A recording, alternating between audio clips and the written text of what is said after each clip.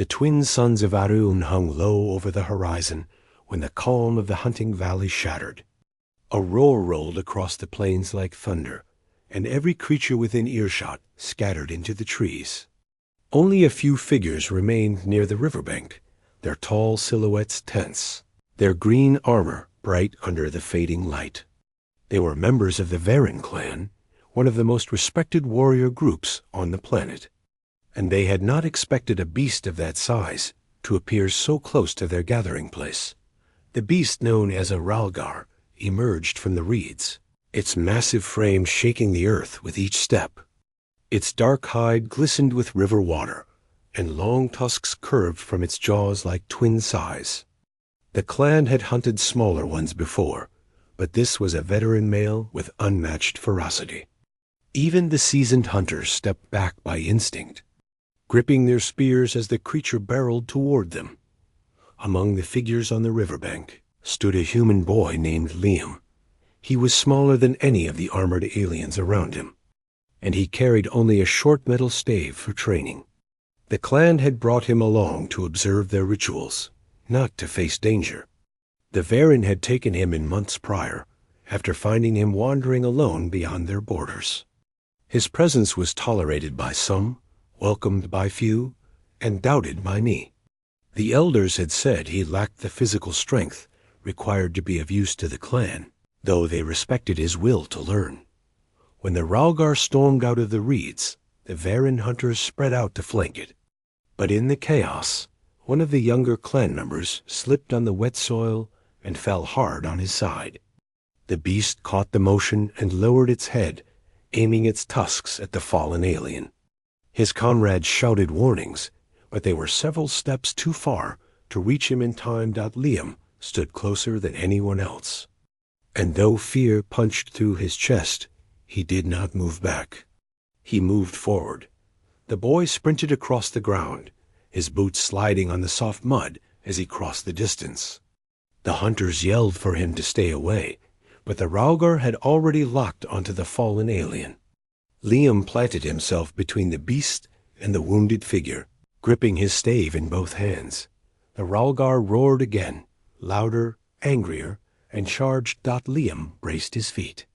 The alien hunters expected him to run, but he did not. The blow came like a mountain slamming into him. He swung the stave upward and struck the creature on the snout with full force. It was not a weapon designed to wound a creature of that size, but the sudden impact startled the beast. It halted its lunge for a heartbeat, shaking its head. That heartbeat was enough. The hunters rushed in from both sides, their spears striking the Rhalgar's flanks. The creature twisted and bucked, snapping at them, but their coordinated assault drove it away from Liam. The boy staggered back, breathless but still upright. He held his stave raised, ready to strike again if the creature came for him. His legs trembled, yet he refused to fall. The clan warriors pressed the attack until the Rhalgar finally retreated into the river, splashing into the deeper waters and vanishing beneath the surface. Silence settled over the valley once more. Only the sound of Liam's rapid breathing broke the stillness. The Varen hunters turned toward the boy. Their expressions were unreadable behind their masks. Some removed their helmets slowly as they walked toward him. Tor, the eldest of the group, approached first. His height dwarfed Liam, and his armor was carved with the marks of many past hunts.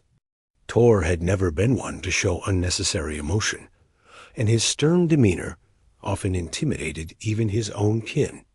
He stopped in front of the boy and looked down at him for a long moment. "You stood alone before a Rhalgar," Tor said. Liam swallowed hard.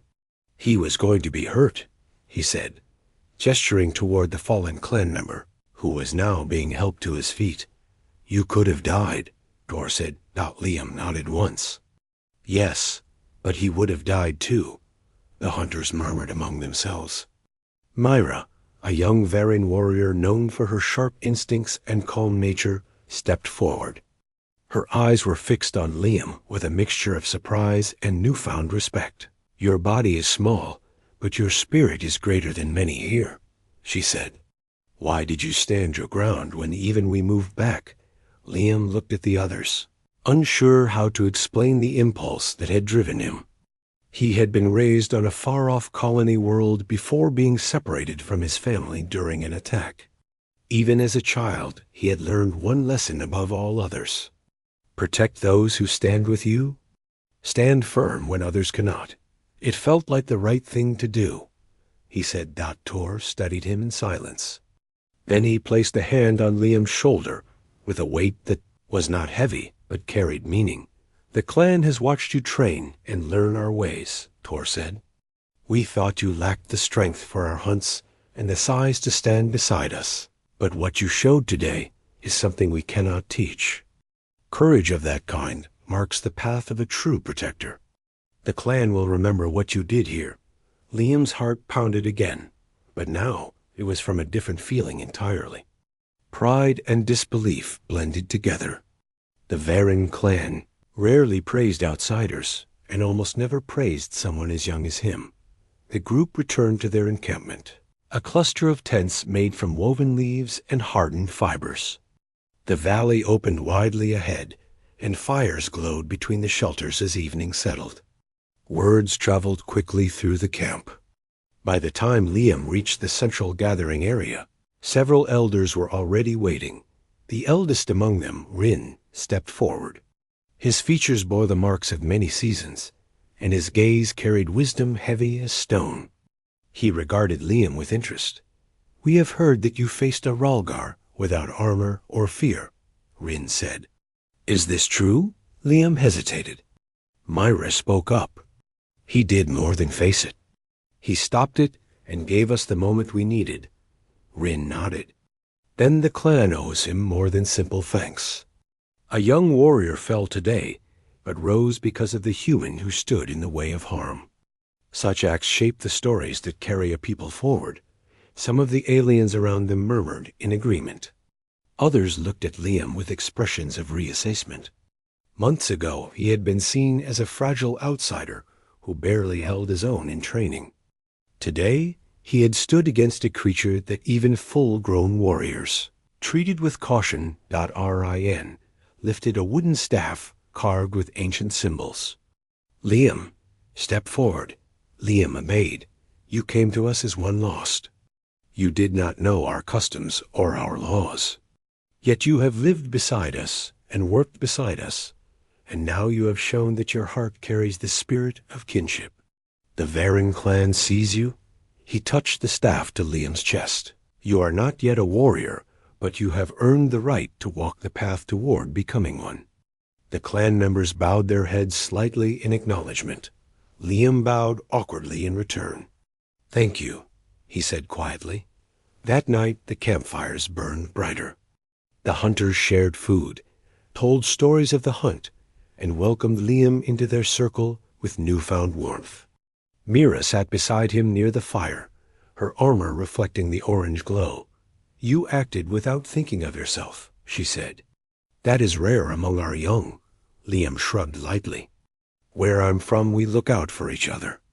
I guess that part of me came with me when I got here. Myra considered his words. Perhaps that is what makes your people different. You are small compared to us, but your boldness is strong. He smiled. Humans can be stubborn. Good, she said. We need stubborn warriors in the days ahead. When the fire grew low, Liam lay in his small tent and stared up at the woven ceiling. His body ached from the impact of the Rhalgar's charge. He knew he had been lucky not to be crushed. Yet the thought of running away never crossed his mind. Protecting someone else had mattered more than fear. As he drifted toward sleep, he realized something important. For the first time since he had lost his home, he felt like he belonged to something again. The next morning the clan gathered for training. Liam arrived early, expecting the usual drills. Instead, he found Tor waiting for him. The elder warrior held 2 staves, longer and sturdier than the one Liam had used. You faced the Rhalgar with a training tool, Tor said. From today onward you will learn to wield something worthy of someone who stands without fear. He handed Liam one of the staves. It was heavier than he expected, and balanced in a way that made his arms tense with the effort. Your path begins now. Tor said. Liam nodded. Training was harsh. Tor wasted no time in pushing Liam far beyond his previous limits. The boy stumbled more than once. His muscles burned. Sweat dripped down his face. But each time he faltered, he pushed himself back into position. The other warriors watched him. Some still doubted him. Others began to see his determination. By midday, Tor called for a halt. You learn faster than expected, he said. Your movements grow stronger with each attempt. But strength is not enough. You must also learn to think as a warrior of the clan. That will take time, Liam nodded. I'm ready to learn whatever you teach. Later in the day, Mira brought him water and sat beside him on a flat stone. Tor does not train just anyone, she said. If he chooses to guide you, it means he believes you can rise. Liam looked out at the valley. I hope he's right. He is rarely wrong. Mira said. In the following days, the story of the Rhalgar encounter spread among nearby clans. Visitors came to the Varen camp to hear the tale firsthand. They spoke of the human boy who had stood firm against a creature even seasoned hunters feared. Many doubted the story until they saw the boy's bruises and the respect shown to him by the Varen warriors. One evening, a delegation from the neighboring Talakar clan